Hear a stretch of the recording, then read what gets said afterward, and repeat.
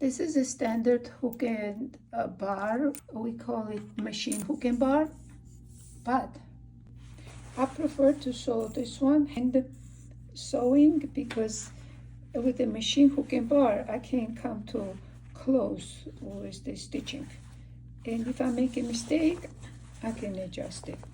Sewing hook is easy. Place quarter away from the edge. Now how do I line up this exactly perfect? And here is how. Take the needle and thread, no loop in the back, like go through this needle, then line them up perfectly here like this and go straight down. Okay, and then you separate them, and here is one hole that's supposed to match this hole, and then you take this and sew it. Start sewing right here.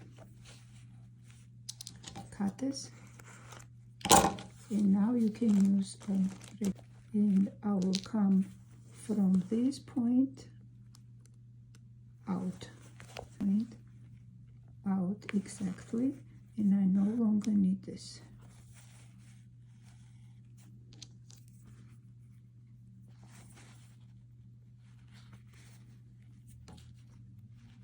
And now you keep sewing.